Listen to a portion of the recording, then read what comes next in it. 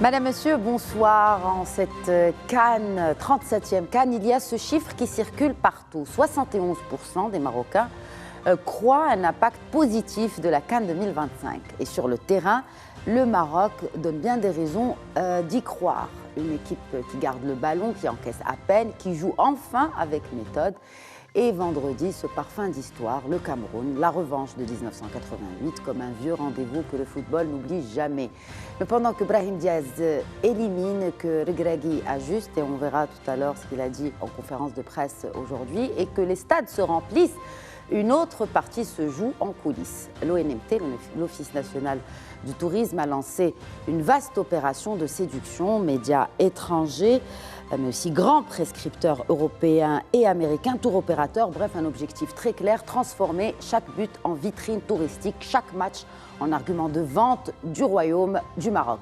Même la sécurité devient un produit d'image. Quand le FBI vient observer le modèle marocain, c'est le Maroc qui exporte son savoir-faire, pas seulement ses joueurs. Alors oui, sur la pelouse, le Maroc semble avoir trouvé son style. Mais au-delà du score et de la revanche face au Cameroun, la question n'est peut-être plus simplement de savoir si les Lions de l'Atlas vont se qualifier, mais si ce résultat-là sera aussi celui qui donnera le ton à toutes nos ambitions pour 2030. Et pour en parler ce soir, j'ai le plaisir d'accueillir sur le plateau d'abord de Questions d'Actu, analyste sportif, il est également consultant en entreprise, Hicham Saïd Alaoui, bonsoir. Bonsoir. Bienvenue à vous. Et un plaisir aussi d'accueillir l'expert en marketing sportif, il est directeur général de Transatlas Sport Management, Zaki El-Hababi, bonsoir et bienvenue à vous également. Merci. Et j'ai le plaisir d'accueillir, il se joint à nous en distanciel, Alpha Baldé, qui est guinéen, il est consultant sportif. Bonsoir Alpha Baldé. À vous et bonsoir à tous sur le plateau. 1 million de supporters dans les stades et des supporters et des retombées estimées à plus de 12 milliards de dirhams. C'est devenu vraiment un produit économique national, cette CAN 2025. Hicham Saïd Alaoui. Oui, tout à fait. Il y a les retombées directes et les retombées indirectes. Dans les retombées directes, bien sûr, il y a tout ce qui irait aux transporteurs, parce qu'on parle quand même de 500 000 billets d'avion, de manière très concrète, qui ont été distribués, et quelques billets d'avion à venir, grâce à l'image du Maroc, à son rayonnement. Ça, c'est plus pour les retombées indirectes, ce qui va venir. Mais déjà, ce qu'on a aujourd'hui, c'est des gens qui sillonnent les villes, qui prennent le borar, qui prennent les routes, qui payent leur ticket de péage, qui vont dans des hôtels, qui vont dans des cafés. Et le chiffre de 12 milliards, c'est vraiment du très, très direct. Lorsque nous allons à l'indirect, lorsque vous voyez cette image de rayonnement, cette image de stabilité politique, de stabilité économique, capacité à fédérer des gens de différentes cultures, de différents horizons, avec un enjeu sportif qui ne va pas occulter ce qui va se passer sur le pré gazonné, mais en même temps sans qu'il y ait de rivalité qui dépasse le cadre de l'animosité sportive pure. Il y a beaucoup d'impacts économiques indirects, typiquement une saison estivale à venir, qui serait une deuxième saison touristique couplée à celle que nous sommes en train de vivre. Peut-être que ça donnera de très bonnes idées à des investisseurs étrangers pour se dire, dans ce pays, il y a tout. Il y a une concorde publique, il y a des infrastructures, il y a de la stabilité, il y a une capacité à accueillir des événements, il y a de la bonhomie naturelle, il y a de la bienveillance. Pourquoi ne pas investir? Et là, ce que je viens de dire ne sera dans aucune estimation potentielle, parce que si, petite goutte d'eau par petite goutte d'eau, dans 6 mois, un investisseur turc ou chinois ou américain ou italien vient chez nous, sans doute que la CAN n'y sera pas étrangère. Et donc, pour toutes ces raisons économiquement, jusqu'à présent, super événement. Et je suis ravi de ce qui se passe. Et vous pensez qu'un investisseur chinois ou turc s'intéresse au football africain et donc, ou c'est plutôt la manière avec laquelle le Maroc gère cette compétition? Pas forcément au football africain, même s'il y a beaucoup de stars nigérianes, marocaines ou autres qui jouent dans les plus grands clubs turcs, mais je pense plus à l'écosystème, dans sa globalité. Oui. Beaucoup avaient une vision un peu fantasmée du Maroc. Ils disaient, le Maroc, c'est des campagnes justement touristiques qu'on a pu avoir dans les années 70 ou 80, c'est de très belles étendues de sable et c'est des dromadaires ou des chameaux. Lorsqu'ils sont venus voir qu'il y avait un CFC à Casablanca, qu'il y avait une zone franche à Tanger, qu'il y avait une zone logistique à Arnetra, qu'il y avait un port à Safi, qu'il y avait le développement des provinces du Sud, je pense que déjà, le coup de maître qui a été fait, c'est un coup de maître de communication et ça a permis de laver beaucoup de perceptions que n'avaient pas même des proches partenaires économiques comme l'Espagne ou le Maroc. Ils sont venus voir ce que j'appellerais le Maroc profond et je pense que ça a été une claque très positive pour nous, un peu moins positive pour eux, de venir voir. Et en termes d'infrastructure, beaucoup, ça a peut-être servi à leur ouvrir les yeux, ils se disent, écoutez, il y a aussi un classement du Business Ready 2025 qui a été émis, Maroc, deuxième puissance économique arabe. Et africaine. Et africaine. Et ça, de la Banque mondiale. Beaucoup de gens n'y s'y attendaient pas, n'attendaient pas de voir le Maroc à pareille fête. Et je pense que ça va avoir des effets positifs indirects très très importants. En parlant d'effets positifs, directs ou indirects, Zaki El-Hababi, on parle d'une CAN qui est diffusée, même si je disais tout à l'heure, est-ce que les autres pays s'intéressent au football africain? La compétition est diffusée dans 180 pays. Donc, des chiffres publicitaires en forte hausse, certainement, vous confirmez? Oui, bien sûr. Oui. Est-ce que le Maroc ne vient pas de créer tout simplement l'événement le plus puissant, l'événement de marque le plus puissant de son histoire? On pourrait le considérer comme un des événements les plus marquants au niveau, on va dire, des gros événements à dimension africaine, voire internationale. Sachant que je pense que cette fois-ci, la CAN a montré, avec les infrastructures, avec tous les travaux, mais j'ai envie de dire c'est un travail qui a été fait il y a peut-être 10-15 ans avant. En amont, oui. Il y a eu des jalons qui ont été posés, qui ont permis, on va dire, de mettre à jour tout ce qui est infrastructure, que ce soit réseau routier, que ce soit stade. Et bien sûr, tout ce qui est, ce que vous avez justement précisé juste avant, tout ce qui est au niveau des zones franches, des ports, etc., etc. Donc il y a une certaine dynamique économique au Maroc qui fait que quand la CAN est arrivée, le Maroc a utilisé en fait le football comme une sorte de soft power, et justement de montrer ce dont est capable le Maroc. Et clairement, je pense qu'aux yeux de l'Europe, aux yeux du monde, le Maroc s'est positionné, ne serait-ce déjà par les résultats sportifs, mais aussi la mise en place des infrastructures qui sont quand même exemplaires. Par exemple, quand on voit l'état des pelouses alors qu'il y a des pluies torrentielles et que les pelouses résistent très bien, on voit qu'il y a un travail de fond avec des infrastructures de qualité.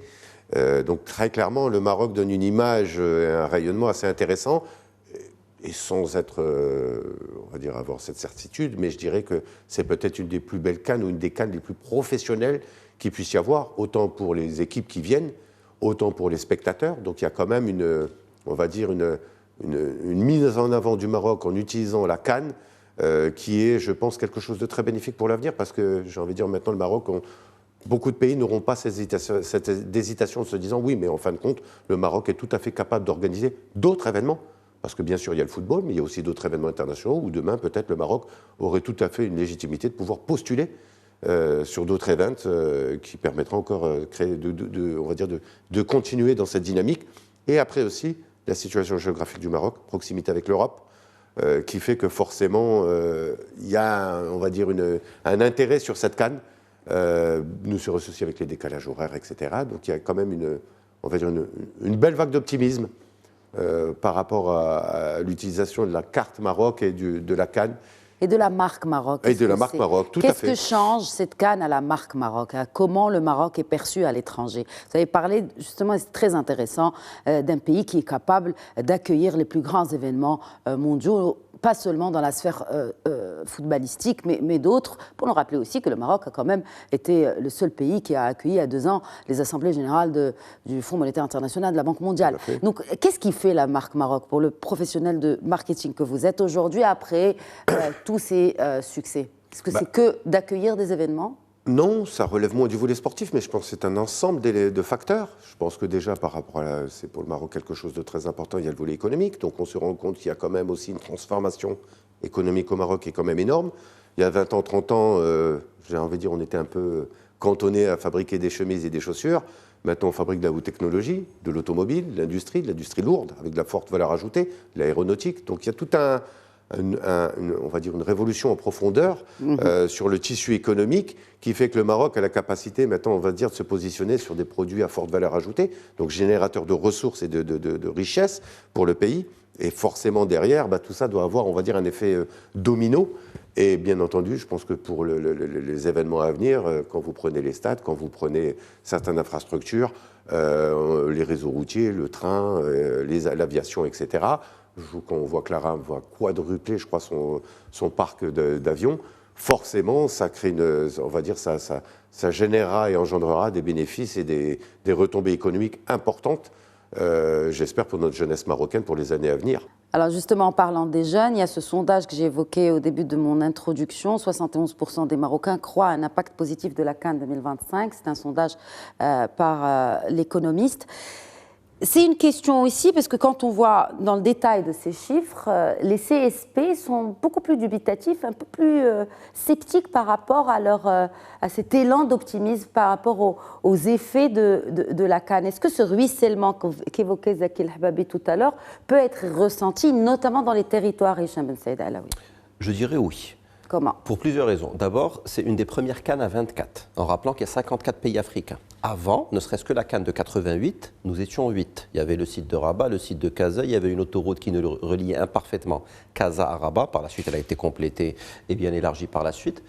Et lorsque vous êtes déjà sur 6 villes, lorsque vous avez autant de terrains d'entraînement, lorsque vous avez des hôtels, lorsque vous avez des régions différentes qui sont concernées, tout ceci va impacter positivement, économiquement, l'ensemble de la chaîne de valeur. Deuxième sujet par lequel j'aurais pu commencer, contrairement à d'autres pays qui avaient des comptes politiques à régler ou des comptes économiques à légitimer, dans notre cas, c'est plus un point d'orgue que le début de quelque chose. Qu'est-ce que j'entends par là ? Lorsque vous avez par exemple Tanger qui accueille les matchs du Sénégal, ou lorsque vous avez Marrakech qui accueille les matchs du Cameroun, on n'a pas mis en place un stade, out of the blue comme diraient les anglo-saxons, avec rien autour. Ça fait 25 ans que nous sommes en train de travailler sur une politique volontariste de grands travaux. Par exemple, Tanger, elle accueille des matchs les Lions d'Ateranga du Sénégal. Mais en parallèle, elle a accueilli le plus grand port du pourtour méditerranéen. Elle a accueilli le TGV. Elle a accueilli une zone franche logistique parmi les plus importantes de la région. Elle a accueilli des kilomètres d'autoroute depuis plus d'une dizaine d'années.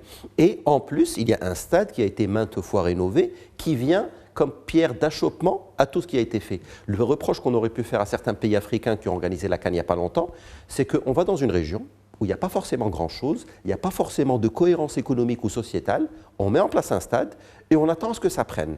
Et là, par exemple, pour prendre un exemple qui me vient à l'esprit, l'exemple gabonais, il y a certains stades qui sont très beaux, mais d'autres stades qui sont quasi à l'abandon. Parce que la politique sportive dans sa globalité, en termes de gestion des salaires, en termes de gestion d'un certain nombre de choses, est peut-être moins efficiente qu'elle ne l'a été il y a encore quelques années. Et donc tout ça pour dire pourquoi les gens y croient. Parce que ça ne vient pas comme un cheveu sur la soupe, désolé pour l'expression très laide, ça vient comme achoppement de tout ce qui a été fait auparavant. Si vous parlez d'Agadir, il n'y a qu'à voir ce qui est fait à Agadir, parler de Tanger, parler de Marrakech, parler de Casa, parler de Rabat, qui est aux standards occidentaux, même titre que Casablanca et d'autres villes.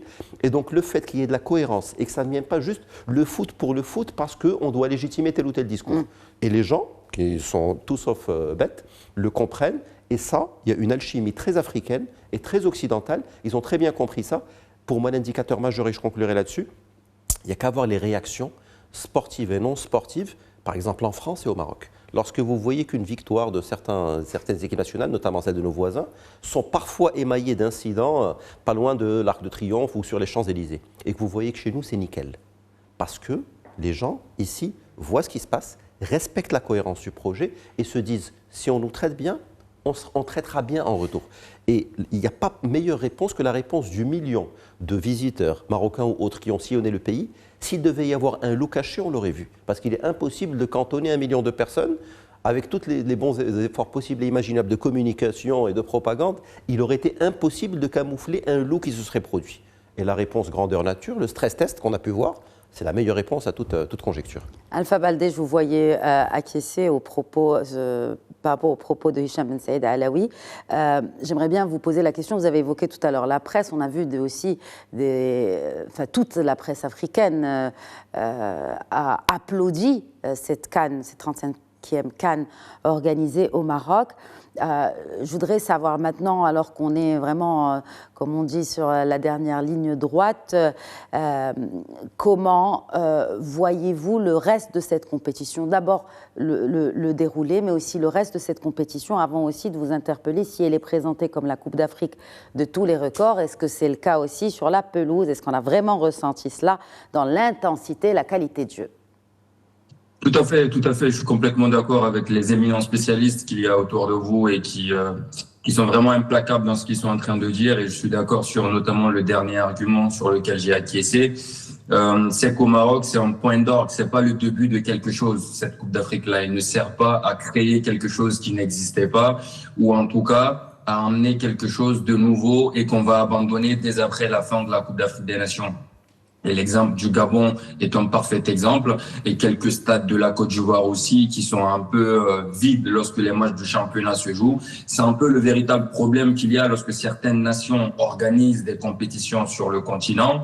Parce qu'après la compétition, après que tout le monde soit parti, parce que la Coupe d'Afrique regroupe énormément de personnes qui viennent en un temps record, en un temps très réduit. Après cette compétition-là, que vont devenir ces infrastructures qui ont été mises en place? Alors que le Maroc a commencé quelque chose depuis, alors en parlant d'économie et tout ce qui suit, je ne suis pas forcément spécialiste en économie du Maroc, vous les avez autour de vous, mais footballistiquement parlant, depuis que Fawzi Lekja est là, qui est un excellent président de fédération, vraiment vous avez la chance entre guillemets, qui est un excellent gestionnaire tout simplement parce qu'il était aussi président de Berkane, on a vu ce qui s'est passé là-bas.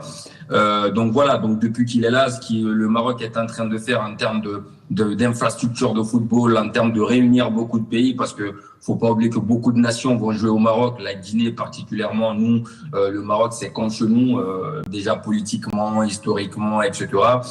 Voilà, d'autres nations aussi vont jouer au Maroc, donc toutes ces infrastructures profitent à toutes les sélections, à toutes les nations africaines. Vraiment, le Maroc, pour moi, c'est le papa gentil de l'Afrique en termes de football. Comment cela peut profiter justement aux autres pays africains? Comment cette expérience marocaine peut profiter selon vous aux autres nations sœurs du continent? C'est d'apprendre tout simplement, c'est de venir, c'est une expérience qui peut permettre à chacun de venir piocher un peu les réalités. On a vu même les États-Unis venir sur l'aspect sécuritaire. Aujourd'hui, tout simplement, et ça depuis un moment, même avant la Coupe d'Afrique. Moi, j'ai toujours applaudi ce que fait le Maroc et j'ai toujours dit que les autres fédérations devraient venir prendre des cours au niveau de la fédération marocaine de football avec son président Fawzi Lekja, devraient apporter avec eux des cahiers pour noter pas à pas ce que Fawzi Lekja, parce qu'il est là depuis que 2014 quand même, faut pas l'oublier, même si, bon, 10 ans, c'est quand même un petit temps, mais il est là que depuis 2014. Il y a certains pays où depuis 20 ans, 30 ans, le football ne bouge pas, ça change pas, les infrastructures restent les mêmes, les résultats peinent à venir. Avant que Fawzi Lekja ne vienne, le Maroc avait été éliminé à la Coupe du Monde 98 et n'avait plus participé jusqu'à la dernière Coupe du Monde, donc ça c'est une réussite pour lui. Les nombres de stades qui ont fleuri depuis qu'il est là, c'est en partie grâce à lui. Le championnat qui est beaucoup plus relevé, disputé, c'est aussi en partie grâce à lui. Le centre qui a été mis en place, qui produit beaucoup de joueurs marocains, et c'est aussi en partie grâce à lui. Aujourd'hui, le soft power, et quelqu'un l'a dit tout à l'heure, le football est un véritable levier pour se faire voir et se faire respecter dans le monde. J'ai même envie de dire, parfois j'en rigole, je dis que Achraf Hakimi qui remporte un trophée ou qui marque un but à la 93e minute est plus important qu'un discours du Maroc au siège de l'ONU. Voilà, le football est tellement impactant aujourd'hui parce que ça touche toutes les couches. Et historiquement, je parle avec le contrôle de mes aînés qui sont autour de vous en plateau, l'Afrique s'est fait connaître après les indépendances, après la colonisation, grâce notamment au football. Les premiers régimes, notamment en Guinée, au Congo, se servaient du football pour faire un petit peu un bras de fer avec les anciennes colonies. Quand on va jouer en Coupe du Monde avec le Zaïre à l'époque, quand le Cameroun va jouer, c'était pas seulement le football qui se jouait, c'était aussi une rivalité politique ou en tout cas une certaine forme de reconnaissance politique sur la scène internationale. Et ça, le Maroc aujourd'hui l'a parfaitement compris. Aujourd'hui, le Maroc est devenu un pilier incontournable, que ce soit footballistiquement, sportivement, économiquement. Et cette Coupe d'Afrique, c'est l'apothéose, moi je dirais. Tout le monde a vu de quoi est capable le Maroc, qui est en train d'organiser, pour moi, en termes d'infrastructure et en termes de professionnalisme, la meilleure CAN organisée depuis le début de la Coupe d'Afrique des Nations. Alpha Baldé, alors parlons football maintenant, messieurs. Si vous n'avez rien à ajouter sur le volet économique, on va parler football. On est à la veille quand même d'un match très important pour le Maroc. Mais je voudrais juste vous réitérer ma question à Alpha Baldé sur le niveau que vous avez observé en tant que consultant sportif lors de cette Coupe d'Afrique des Nations. Est-ce que on sent vraiment une qualité de jeu, une intensité de jeu particulière et aussi qui distingue aussi cette CAN au Maroc? Tout à fait, j'ai une statistique à vous donner. C'est la première fois qu'en quart de finale, vous avez 7 sur 8 pays qualifiés qui ont déjà tous remporté le trophée de la CAN par le passé. Et si le Mali n'avait pas éliminé la Tunisie, ça aurait été encore plus historique. Ça aurait été la première fois que 8 nations qualifiées en quart de finale aient déjà tous remporté le trophée. Donc, c'est vous dire combien de fois c'est une compétition plus que relevée. Walid Regragui disait en début du tournoi que c'est la CAN la plus difficile. Certains ont vu que c'était peut-être un moyen de se faufiler un peu, de trouver des excuses, mais au final, il a eu raison. Aujourd'hui, nous avons eu des matchs extraordinaires. La qualité des infrastructures des pelouses aide aussi. Faut rappeler que c'est la première fois que chaque nation arrive à avoir son terrain d'entraînement à lui tout seul, sans être dérangé, etc.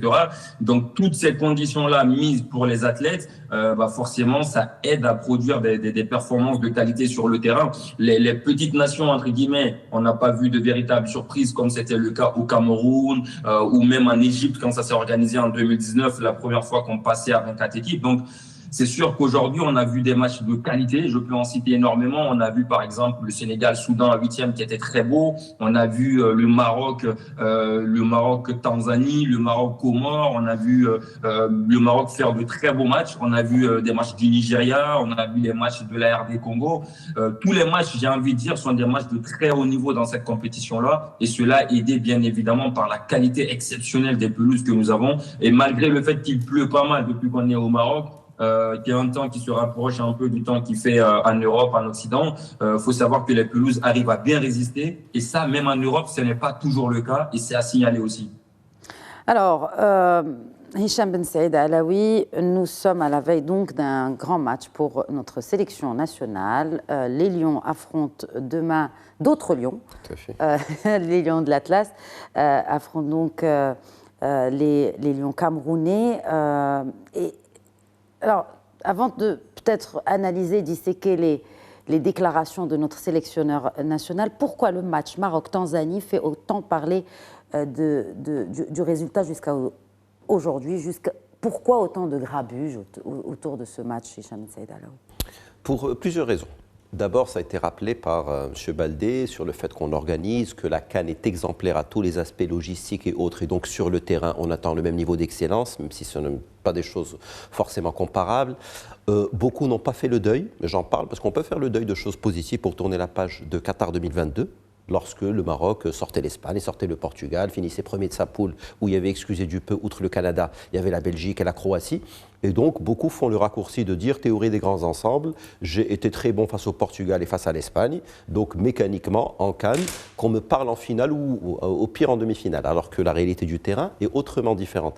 Lorsqu'on compare la valeur marchande des deux effectifs, et lorsqu'on se dit que la star de l'équipe tanzanienne, par exemple, est un joueur qui a joué ici en championnat, au DHJ, au Difa Hassani Jadidi ou bien au Wydad, qui est Simon Msouva, on compare à quelqu'un qui a fait un passage éclair de l'autre côté, au Wydad, on se dit peut-être que la valeur marchande d'Achraf Hakimi, sans faire offense à quiconque, ou même la valeur marchande d'un Naïl Ainaoui qui est à l'AS Rome, sans forcément parler d'Achraf Hakimi Ballon d'Or, devrait permettre de disposer comme d'une simple formalité de cette équipe tanzanienne. Et donc, beaucoup de Marocains, de plus en plus, veulent l'art et la manière, alors que je rappellerai que, par exemple, l'Espagne, qui gagne sa Coupe du Monde en 2010, perd contre la Suisse. Après que l'Argentine, tenant du titre de la Coupe du Monde, elle perd contre l'Arabie Saoudite au premier match. Et c'était tout sauf glorieux pour la suite de la compétition. Donc, pour beaucoup de gens, tout simplement, pour répondre de manière très courte, ils s'attendaient à une simple formalité. Ils avaient pour beaucoup un stress post-traumatique parce que ce fameux match 4, c'est celui où on a été éliminé contre le Bénin, c'est celui où on a été éliminé contre l'Afrique du Sud lors de la dernière compétition. Donc il y a une petite avalanche de sentiments, tout se mélange, le fait de ne pas dépasser l'euphorie de 2022, le stress post-traumatique de beaucoup de déconvenus au préalable, le fait de se dire avec l'effectif qu'on a, on doit faire mieux et si on ne fait pas mieux, c'est un scandale. Et donc pour beaucoup de gens, beaucoup de sentiments s'entremêlent, alors que le pragmatisme du terrain me fait dire on est parmi les 8 derniers. On est en quart de finale, on accueille. C'est peut-être une des générations, avec tout le respect que je dois aux Camerounais, la plus faible de l'histoire du Cameroun. Alors, il y a des choses à faire. Vous en parlez, il y a une revanche à prendre face au Cameroun. Je parle du des Maroc. revanches à prendre. Une revanche en particulier.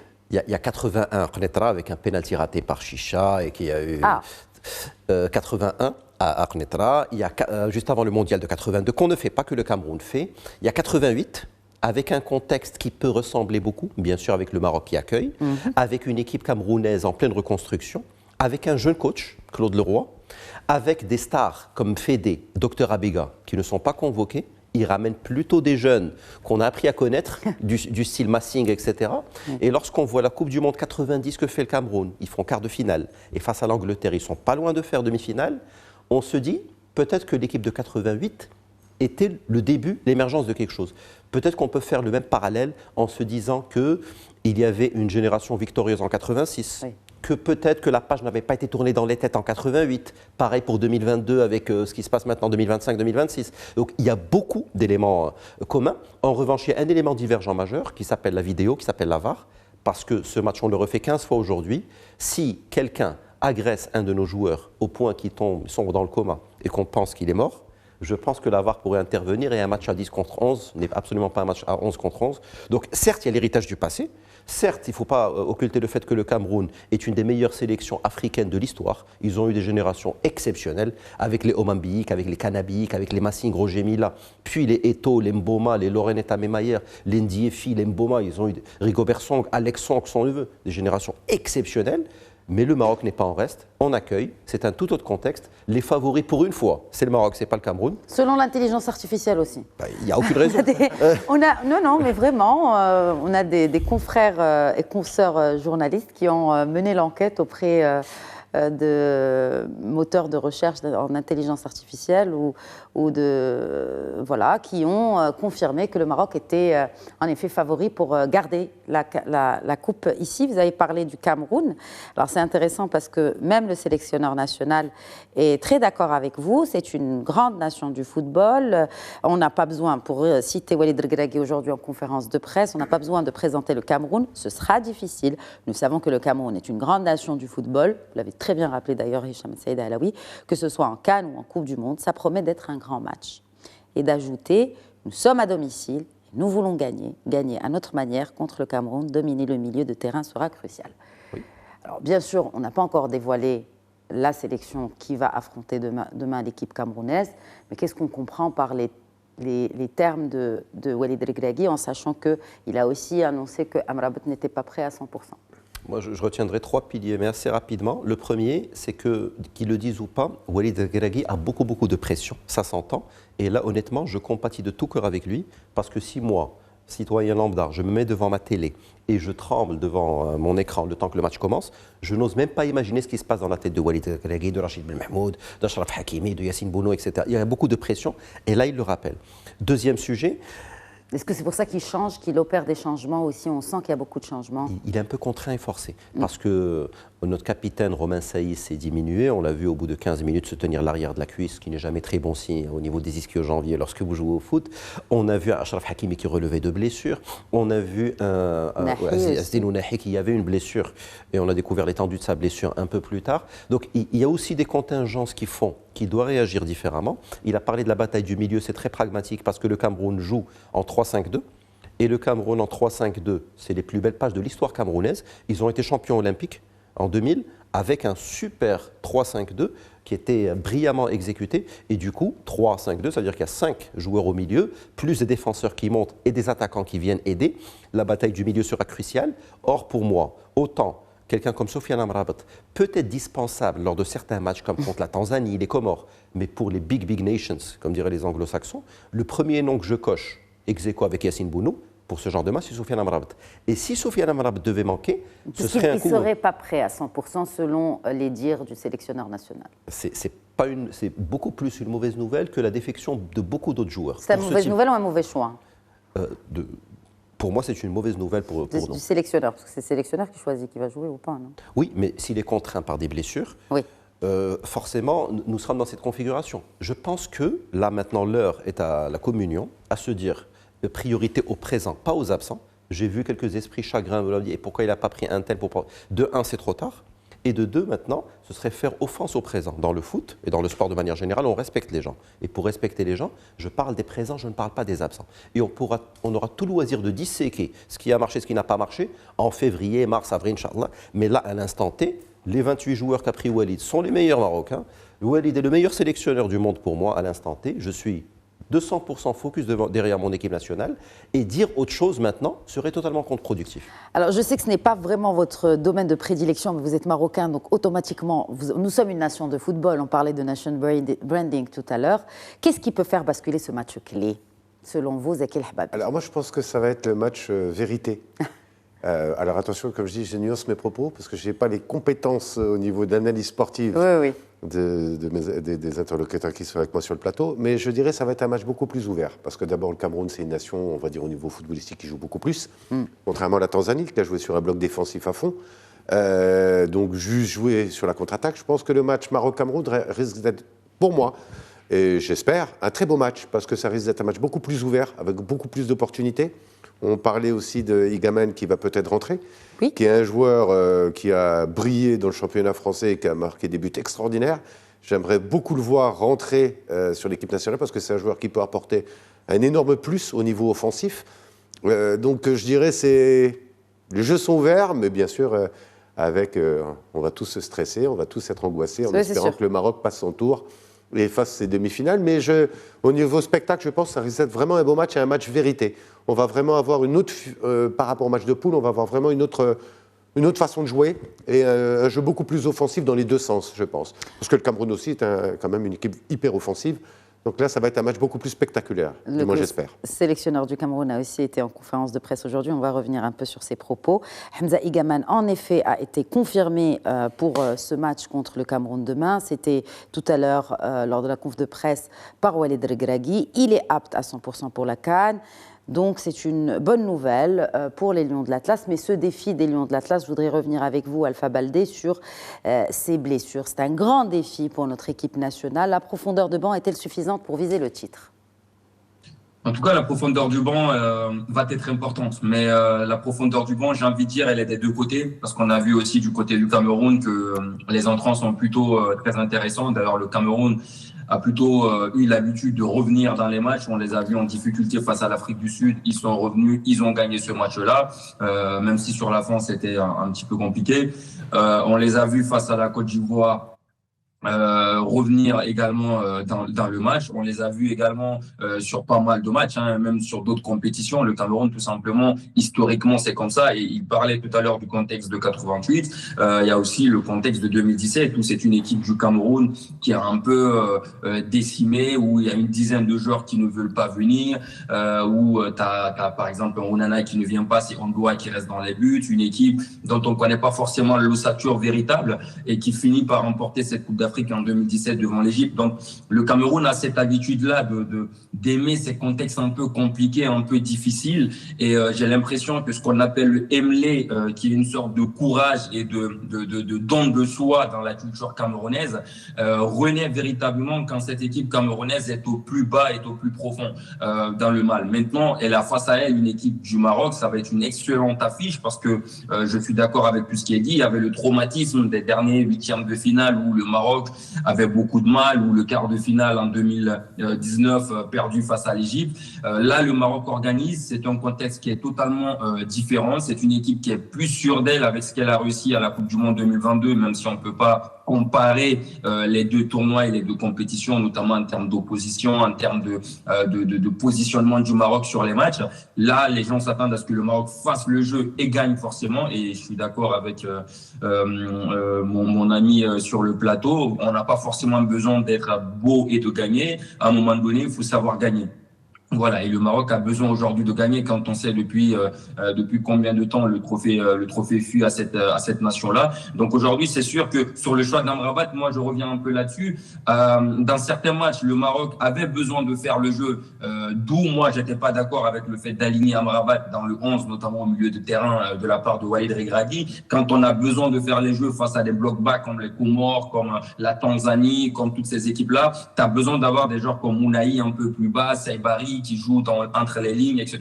Là, demain, tu auras face à toi une équipe du Cameroun avec du muscle, avec de la densité, avec vraiment de la présence au milieu de terrain. Un mec comme Amrabat pourrait faire énormément de bien, ça je suis d'accord. C'est une grosse affiche, ce qui est sûr. Le Maroc a les arguments pour, le Maroc a le banc pour, le Maroc a le 11 titulaire pour, quand on voit ce que fait Brahim Diaz sur le front de l'attaque, quand on voit ce que fait El Khabi sur le front de l'attaque, qui est redoutable dans ces duels, ça va être un match extraordinaire. Difficile de prodiguer qui va gagner. Ce qui est sûr, c'est que les deux équipes auront à cœur d'aller plus loin dans la compétition quand on voit ce qu'elles ont fait en 2019. Alors, 2021 aussi. Walid Regragui a insisté sur le fait qu'on jouera à 3 derrière demain. Que signifie cela en termes footballistiques et quels signaux le sélectionneur national envoie-t-il d'abord aux adversaires? J'aime beaucoup la déclaration parce que ça brouille les pistes. Il dit peut-être, c'est possible qu'on joue à 4 derrière, qu'on joue à 3. Alors techniquement, qu'est-ce que ça signifie de jouer à 3 ? Ça signifie de jouer à 3 dans l'axe. Il y aurait bien sûr un arrière droit et un arrière gauche, ce qui serait en phase défensive un jeu à 5 derrière et en phase offensive un jeu à 3, voire à 2 qui resterait, et le défenseur central qui s'intercalerait entre les deux autres pourrait aider à la relance. Alors la bonne nouvelle quelque part, c'est que la plupart de nos joueurs aptes jouent avec un système similaire en club. Adam Mazina en Serie A joue un système à 3. Quelqu'un dont on n'a pas encore parlé, qui n'a pas disputé une minute cette compétition, Hamza Aït Boudlel, un jeune joueur qui joue à Rennes, il joue à 3 avec Habib Bey, le Sénégalais, dans ce schéma. Romain Saïs a longtemps joué, s'il revient, à 3 à Wolverhampton. Tout simplement, Naïfegr joue à 3 à l'OM. Nosser Mzraoui joue à 3 à Manchester City, à United, pardon. C'est-à-dire si on liste ces différents noms, ce serait presque pas un choix par défaut, mais je dis pourquoi le presque, je vais l'expliciter, parce qu'il y a beaucoup de joueurs qui connaissent très bien. En revanche, le 3-5-2, le 3-4-3, tous les experts vous le diront, font partie des schémas les plus complexes, parce que, notamment lorsque vous devez vous aligner pour le hors-jeu, si vous vous alignez à 2 pour mettre quelqu'un hors-jeu, ce n'est pas la même histoire que vous alignez à 3. Et donc, la moindre défaillance, la moindre approximation, surtout qu'il y a la VAR, et qu'il y a des hors-jeux de 5 cm, 4 cm, 3 cm, ça peut être extrêmement dangereux. Moi, je dirais que, vu la qualité moyenne de l'effectif, notamment en défense, sans vouloir leur faire offense, ça reste de très bons joueurs, mais ils ne font pas partie des meilleurs défenseurs centraux de notre histoire, que je verrai plus du côté de Nordin Nibez, que je verrai plus du côté de Bouhiaoui, de Biez, sans vouloir faire offense au présent, encore une fois. Lorsque vous avez un petit déficit de compétitivité, je pense qu'il est de bon ton d'expérimenter ce 3-5-2. Mais je reviens à mon presque et je conclurai là-dessus. Pourquoi presque? Ce qui me chagrine beaucoup, c'est qu'on a eu plus d'une vingtaine de matchs, pour certains qui n'étaient pas d'une importance folle, vu notre très bon parcours en éliminatoire de Coupe du Monde et quelques matchs amicaux. J'aurais quand même en travers de la gorge le fait de ne pas avoir expérimenté ce système de manière frontale, quitte à perdre les matchs, parce que si je devais avoir le choix entre une balance où je romps une chaîne d'invincibilité et de l'autre côté, j'expérimente quelque chose qui peut me servir en CAN, le débat ne se posait même pas pour moi. Donc, petit couac, pourquoi on ne l'a pas expérimenté 4, 5, 6, 7 matchs de suite, en match où ça comptait moins, et venir l'expérimenter en quart de finale de CAN, bah, c'est comme tous les paris, ça peut être un coup de génie, ça peut être un coup de poker, comme Mourinho qui met Samuel Eto'o, le Camerounais, président de la fédération, arrière droit face au Barça. Mais quand ça ne fonctionne pas, comme une Panenka par exemple, quand ça ne fonctionne pas, on devient tout de suite ridicule. Donc c'est ce que j'ai un peu en travers de la gorge. Alors ce qui est intéressant, c'est que Walid Regragui quand même ne veut rien changer. C'est-à-dire qu'il dit, bon, est-ce qu'on s'adapte ou c'est à l'adversaire? C'est la question, quand on a confiance, est-ce qu'on change? Moi je pense que Walid sera... Parfois quand on change, excusez-moi, c'est intéressant. Parce qu'il dit que parfois quand on change, ça veut dire qu'on a peur et ce n'est pas ma mentalité. Dixit Walid Regragui. Moi, je pense que le débat n'est pas forcément à l'ego de chacun ou à la mentalité. Je pense qu'il y a un débat plutôt secondaire et subalterne pour moi. Moi, je dirais juste un constat très factuel. Lorsque nous affrontons des blocs bas, nous gagnons, mais nous avons beaucoup de difficultés. Si vous devez comparer la valeur marchande de nos joueurs, le pédigré du coach, qui n'est pas n'importe qui a gagné une Champions League avec le Wydad, qui a gagné le premier championnat, le seul championnat de l'histoire du FUS, qui a très bien tourné à Dheil, qui a fait une demi-finale de mondial, c'est quelqu'un, c'est un monsieur, Walid Regragui. Par rapport à ce qu'offre la fédération en termes de logistique, d'infrastructure, de moyens, à la qualité des joueurs, à la qualité du staff, à la qualité du coach en premier lieu, on est en mesure d'attendre plus. Donc moi je dirais, les certitudes que j'ai, c'est que face à un bloc bas, on y arrive, mais c'est très poussif. En revanche, lorsqu'on est dans la position du chassé, on peut être parmi les meilleures nations au monde, voire la meilleure nation au monde. On a fait déjouer le Brésil qu'on a battu à Tanger, on a battu le Portugal, on a fait match nul tir au but avec l'Espagne, on a fait déjouer la Croatie, on a fait déjouer la Belgique, on a fait déjouer la France en demi-finale. Et donc, si la sélection camerounaise sort jouer, ne met pas un bloc bas, je mettrai une très grosse pièce sur notre sélection en rappelant, et je conclurai là-dessus, que si la sélection camerounaise joue bloc bas, derrière, ce n'est pas la sécurité sociale. Avec un gardien épassi qui est parfois un petit peu approximatif, avec une charnière qui est un peu flottante. Et donc, bilan des courses, pour moi, le Maroc a une très très belle carte à jouer. Il faut enterrer, exorciser les démons du passé. Roger Milla, Samuel Eto'o ne seront pas sur la pelouse. On affronte une nouvelle génération. Il faut croire en ses rêves. Il faut croire en ses rêves et il faut croire que, un peu plus tôt dans la journée aujourd'hui, la Fédération a déposé une réclamation auprès de la CAF concernant aussi le retard dans la désignation du corps arbitral Alpha Baldé de ce match, donc Maroc-Cameroun. Qu'est-ce qui aurait poussé à ne pas respecter les délais habituels, d'autant plus qu'on a déjà nommé l'arbitre égyptien et 2 Algériens, malgré les tensions récentes et la possibilité de croiser l'Algérie en demi-finale? Vous savez, au niveau de la CAF, il y a certaines décisions où il y a certains actes qui sont posés dont on comprend jamais comment cela peut se passer pour une organisation aussi grande que la CAF. Il y a beaucoup de choses qui se passent où vraiment nous, au niveau de la presse, pourtant ça doit être logique, ça doit être simple de désigner des arbitres dans le délai imparti, parce que alors qu'est-ce qui se passe au niveau de la CAF? Nous on n'est pas dans le secret des dieux, mais c'est sûr que ce que fait Fawzi Leggia, après ça participe aussi à mettre un peu, je dirais pas la pression, mais ça participe à montrer qu'on est là, qu'on est regardant sur tout ce qui se passe et qu'on ne se laissera pas faire. Et ça fait partie de la marque des grands présidents, des grands dirigeants dans le monde du football. Voilà, on le sait avec, par exemple, Florentino Pérez du côté du Real Madrid. On ne laisse rien passer, Nasser El-Khelaifi du côté du PSG. Faut toujours montrer à l'organisation, faut toujours montrer aux instances que nous sommes là. Attention, ce que vous êtes en train de faire. On est en train d'observer tout à l'œil. Respecter les choses comme ça doit se faire. Et ça met quelque part une petite pression lorsque les décisions vont être prises ou lorsque on va regarder une nation ou une autre. Et ça, c'est très important. Quand j'ai vu ça, j'ai très bien apprécié parce que ça veut dire qu'il est là pour protéger son football. Il est là pour protéger son équipe, sa nation. Et ça, c'est le rôle d'un président, c'est le rôle tout entier d'un président de fédération, quoi. Voilà, il a joué son rôle parfaitement. Et au niveau de la CAF, on ne comprend pas comment certaines choses... Il y a beaucoup de choses qui se passent au niveau de la CAF.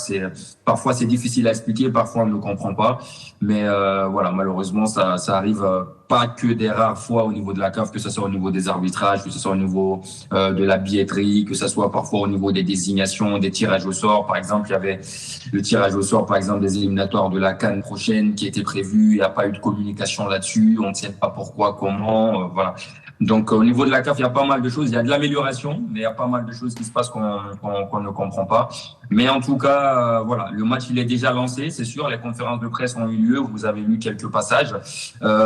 Les équipes ont la pression maintenant. Maintenant, je suis d'accord avec l'explication de la tactique tout de suite qui vient de se faire, le passage à 3. Je pense pas que Walid va changer, Regragui. Je suis d'accord avec tout ce que vous avez dit sur un coach qui maîtrise, qui a de l'ego. Ça, c'est sûr, dans le monde du foot, il faut en avoir. Je pense qu'il s'est un peu braqué aussi par rapport à la réaction de certains Marocains qui ont une lecture un peu sévère de ce qu'il est en train de réaliser. Il a envie d'aller au bout avec ses idées, de mourir avec ses idées. C'est louable, c'est souhaitable. Maintenant, à voir demain face au Cameroun, qu'est-ce que cela va donner? Alors, en parlant du Cameroun, le sélectionneur, un petit commentaire sur cette déclaration du sélectionneur camerounais David Pagou, donc en conférence de presse aussi aujourd'hui. Je le cite, c'est le Maroc qui a les stars. Achraf Hakimi joue au PSG, c'est le meilleur joueur africain. Il n'y a aucun Camerounais à ce niveau. Walid Regragui a disputé une demi-finale du mondial. On ne compare pas ce qui est incomparable. Nous, on va essayer de les challenger. Voilà, c'est Dixit, David Pagou, sélectionneur des Lions indomptables. Un commentaire, Alpha Baldé, et puis à vous aussi, messieurs, sur le plateau. Attention à David Pagou, c'est un monsieur, tout comme Walid Regragui, très respecté chez lui quand il a gagné avec le Wydad, avec le FUS. David Pagou a beaucoup gagné sur le plan local, c'est un fils de militaire, il aime bien tout ce qui est l'ordre, rétablir les choses. On l'a vu dans le choix de sa liste, certains éléments perturbateurs qu'il a enlevé. On pense notamment à un certain André Onana dans cette guéguerre quand il a remplacé Marc Brice. C'est un sélectionneur qui a la tête sur les épaules, qui a beaucoup d'expérience, qui était déjà là avec le groupe, donc qui a su beaucoup de choses qui se passaient. C'est une manière un petit peu à la José Mourinho. Ça me rappelle un peu le discours que Mourinho avait eu face à Manchester United lorsqu'il était au FC Porto et qu'il est parti gagner cette Ligue des Champions qui s'était imposée à Old Trafford. C'est quelqu'un qui prend toute la pression, qui aspire toute la pression. Il faut savoir que le Cameroun n'était pas du tout attendu à ce stade de la compétition, même si ça reste une grande nation de football africain. Quand on voit ce qu'a fait le Cameroun à la CAN en Côte d'Ivoire, qui a été vraiment décevante, dans les éliminatoires de la Coupe du Monde, éliminé par le Cap-Vert, par exemple, elle ne fera pas la Coupe du Monde. Il y avait vraiment une guerre entre ministères, fédérations, comme c'est très souvent le cas au Cameroun. Lui, il a repris tout ça pratiquement en 3 semaines. Il a remis les choses en place. Aujourd'hui, le Cameroun, que ça soit tactiquement ou techniquement, arrive quand même à produire quelque chose d'intéressant. Avec des individualités, il a parlé d'Achraf Hakimi, on s'incline tous devant Hakimi, qui est pour moi excellent, et ça, il le fait bien de le dire. Mais au Cameroun, il ne faut pas oublier qu'il y a des individualités qui sont pas mal aussi. On a un certain Mbeumo qui est plutôt très bon, qui évolue aussi à Manchester United, même si c'est pas au niveau du PSG aujourd'hui. On a le jeune Carlos Baleba au milieu de terrain qui est plutôt intéressant aussi. C'est une équipe qui a aussi des individualités qui peut piquer au bon moment. On a le jeune Kofan qu'on a vu être très bon dans cette compétition d'ailleurs et qui est très bon en club en Bundesliga. Donc attention, c'est une manière d'endormir un peu le Maroc. On les connaît, les Camerounais, et quand il faudra appliquer, ils n'hésiteront pas, même si je sais que le Maroc aussi est très vigilant avec ses individualités. Commentaire, Hicham Saïd Alaoui. Je pense qu'il manquait juste la fameuse phrase. Ils se marièrent, vécurent heureux et eurent beaucoup d'enfants. Ça ressemble à un conte de fées. Oui. Mais je salue très affectueusement et chaleureusement, fraternellement, le sélectionneur camerounais, mais il ne va pas nous la faire. Bien entendu qu'il a de la pression, bien entendu qu'il vient d'un pays qui a un palmarès sportif long comme le bras. Il a un président qui est très ambitieux et qui a enfin su asseoir son autorité par rapport à certaines pressions politiques.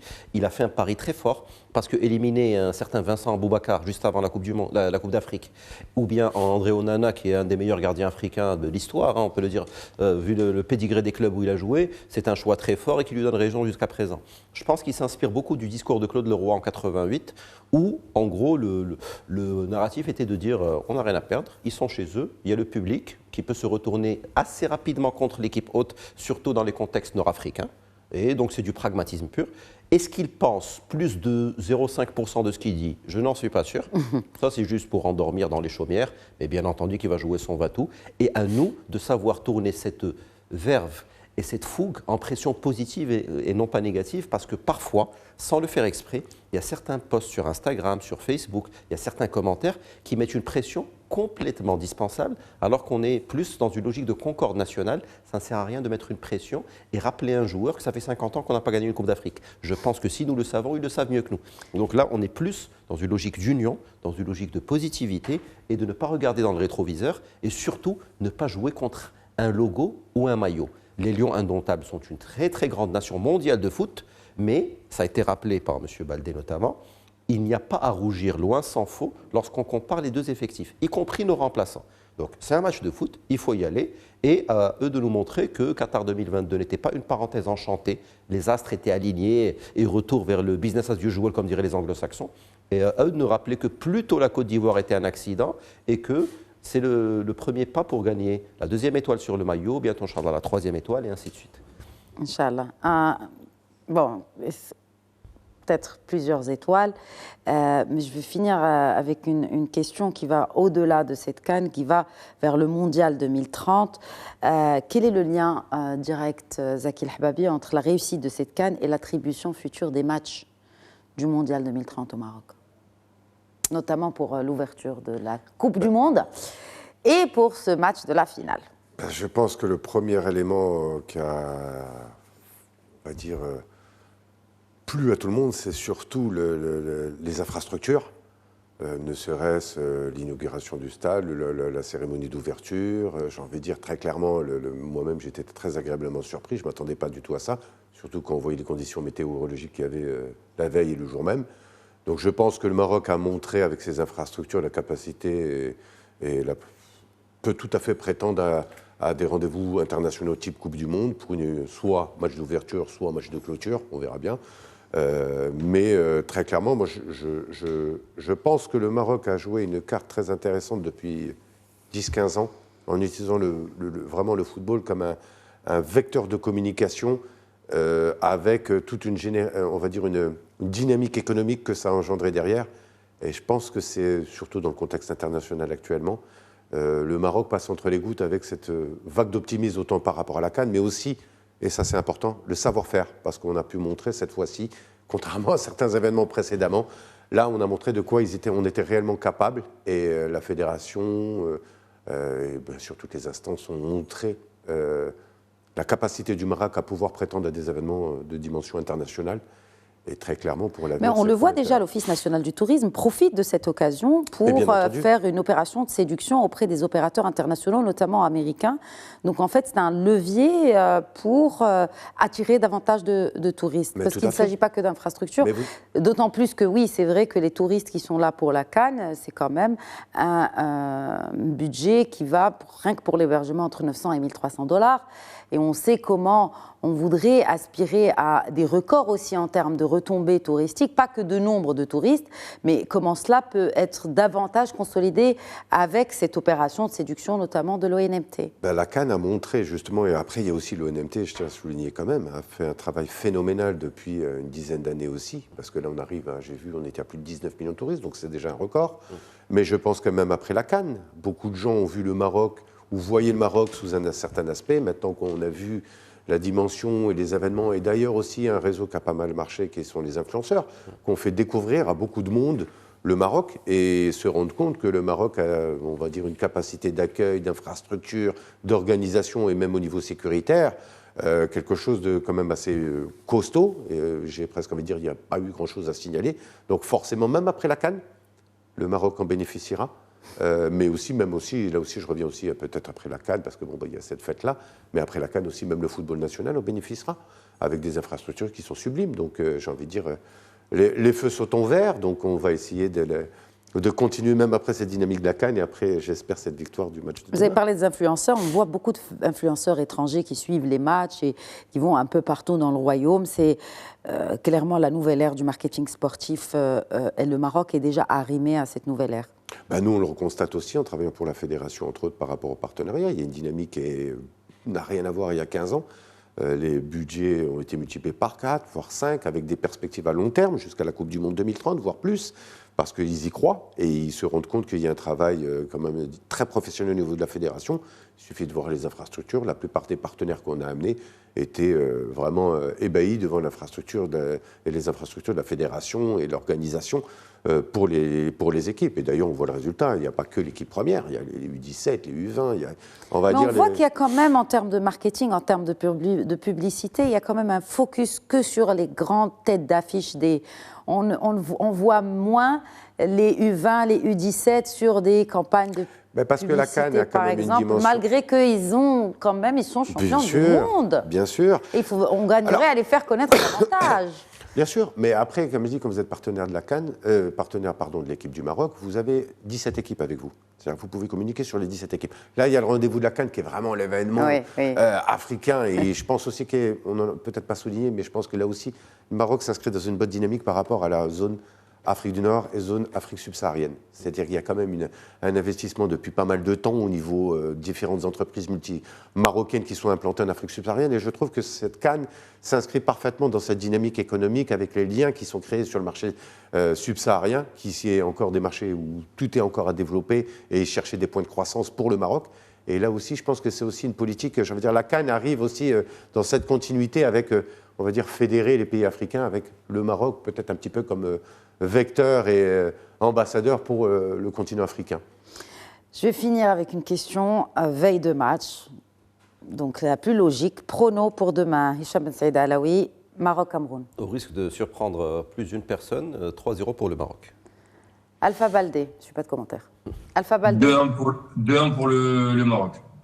2-1 pour le Maroc et moi je dirais 2-0. 2-0 et je pense qu'on va avoir un beau match. 2-0 pour le Maroc. Ah oui, bon. Zaki El Hababi 2-0, 3-0 pour Hicham Ben Saïd Alaoui et 2-1 pour Alpha Baldé. En tout cas, on notera cela. On reviendra peut-être avec vous en off sur les résultats qu'on souhaite, bien sûr, naturellement, en tant que Marocain, largement pour notre équipe nationale et pour nos Lions de l'Atlas, une large victoire pour eux demain, Inch'Allah. Merci en tout cas, merci messieurs, merci Hicham Ben Saïd Alaoui, merci encore une fois, merci à vous aussi Zaki El Khattabi, et merci Alpha Baldé. Merci, allez, bon, ciao. À bientôt. C'est la fin de cet épisode de Questions d'actu. Très très bonne soirée à tous.